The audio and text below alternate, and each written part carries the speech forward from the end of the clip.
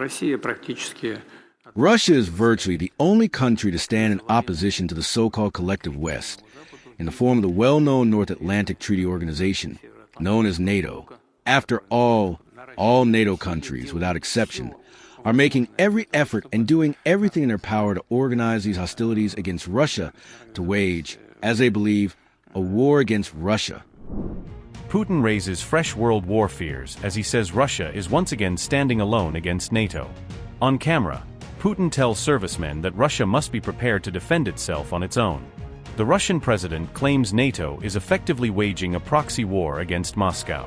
Putin's Russia Day speech turns into a fiery warning aimed directly at the West. Putin's message to the West is blunt: negotiate with Russia, do not threaten it.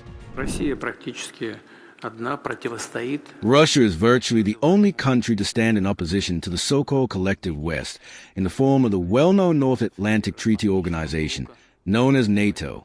After all NATO countries, without exception, are making every effort and doing everything in their power to organize these hostilities against Russia, to wage, as they believe, a war against Russia that has been launched with the aim of securing a victorious outcome. No one has ever managed to inflict such a decisive, final defeat on Russia, because our people, as you rightly said, are united across nationalities and understand their responsibility to future generations, to our children and grandchildren.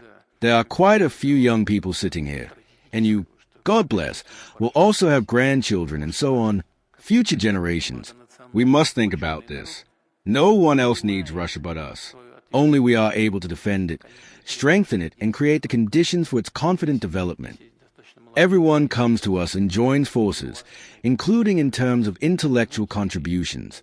We must acknowledge that NATO countries are highly developed in terms of technology and science. They have a highly developed economy. They are trying to inflict a strategic defeat on us. They tried. Now they realize that this is impossible. This is a task that cannot be accomplished. They went too far. They rushed things when they announced it publicly. Some even joined NATO to get a slice of the pie. If there were no cameras, I'd show you what they'd achieve in this situation with that gesture you all know so well. They won't achieve anything. We need to stay one step ahead. There are a lot of them, a whole lot of them, and we are one, a united, multinational force.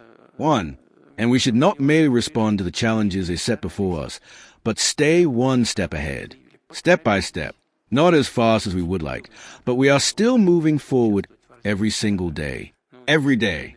Gradually we will regain control of our territory. It will be so. We will achieve this. There can be no doubt about it. And there's only one piece of advice we can give to our enemies. Do not fight Russia. Never try to do so. Let us live in peace and resolve all problems together through negotiations. But these are supposed to be negotiations, not ultimatums addressed to us, which they were still trying to impose on us. Now there are no ultimatums. They agreed to negotiate.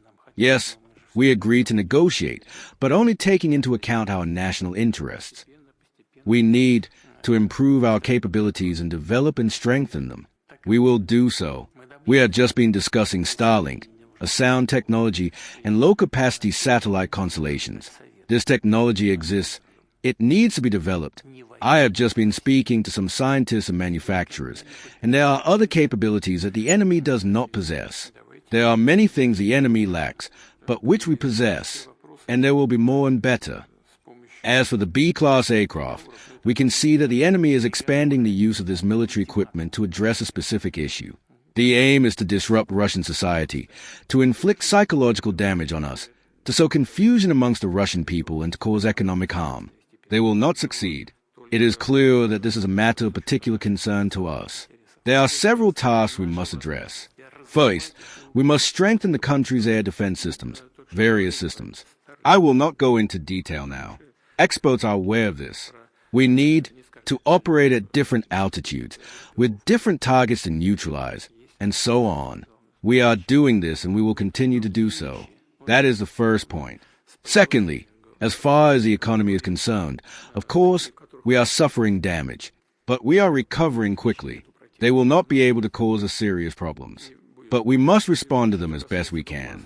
We will do this, and we will step up our strikes on the enemy's infrastructure so as to deter them from attacking our civilian facilities. And they will not be able to break our society or cause us economic damage. In any case, they will not succeed in achieving their objectives. And we will do it. And we will do it with more and more opportunities that we can create. They are a serious threat and will only grow once this drone threat has been overcome. If I am not mistaken, correct me if I am wrong, there are sometimes firefights as well. The enemy is more or less weakened. As far as I understand, they rely on these drones. And in fact, this is one of the most important tasks. This is what the industry is engaged in. This is what your commanders, the Ministry of Defense, and other departments, including civilian ones, are engaged in. But in addition to this, we have already talked about this many times. This is what all our experts across the country are engaged in. All over the country. I have tried to ensure this, and the Ministry of Defense has taken this on board so that we do not hold anything back, so that there is no excessive bureaucracy, so that everything of value that emerges receives support and appropriate funding.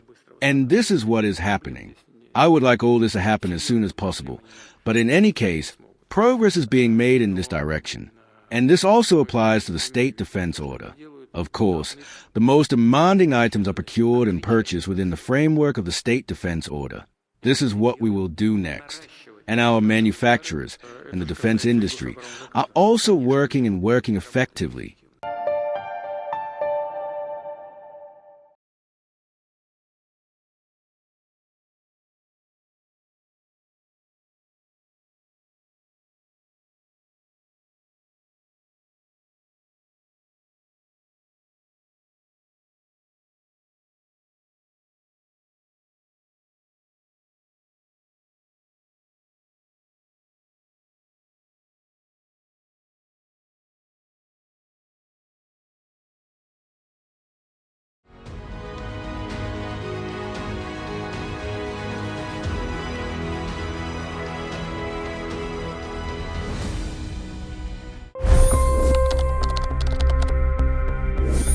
$25 crore गरीब गरीबी को परास्त करके बाहर निकले।